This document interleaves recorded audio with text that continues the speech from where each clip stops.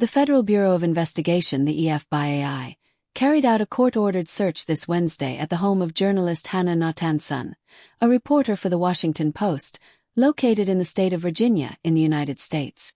The operation was part of a federal investigation focused on the alleged illegal retention of classified material by a third party, and not on the journalist herself as the primary target. Hannah Natanson, who works for the prestigious newspaper The Washington Post, specializes in covering sensitive issues related to the restructuring of the federal workforce under the Trump administration. In recent months, she has developed an extensive network of sources within the government, which has allowed her to access high-impact information about policy changes and layoffs in public agencies. The reporter was at home when federal agents arrived in the morning.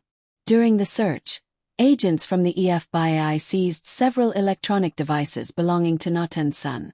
These included her mobile phone, a Garmin watch, and 2 laptops, one for personal use and another provided by The Washington Post. The exact duration of the procedure has not been publicly detailed. However, authorities informed the journalist that she is not the main focus of the investigation and that she does not face formal charges at this time. The court order authorizing the search is linked to the investigation of Aurelio Pérez Lugones, a systems administrator in Maryland, with top secret security clearance. According to FBI documents, Pérez Lugones is accused of accessing classified intelligence reports, printing them, and improperly storing them in his home and in his vehicle. Among the findings was material marked as secret inside a lunchbox, as well as in his basement.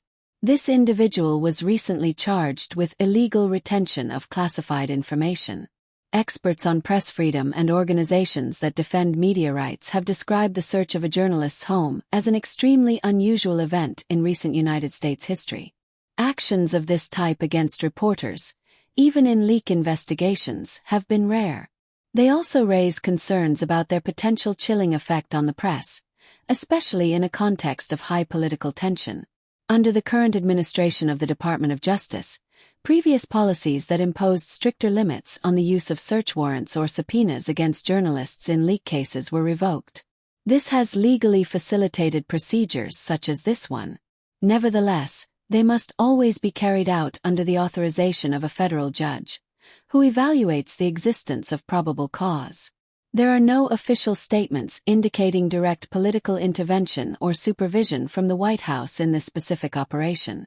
So far, there is no public evidence linking the search directly to retaliation for Natanson's journalistic work, nor to specific orders from President Donald Trump.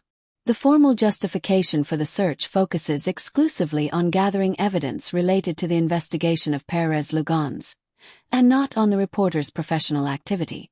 The Washington Post has confirmed that it is closely monitoring the situation.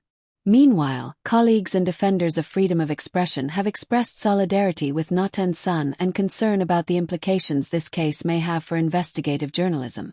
With information from DTP News.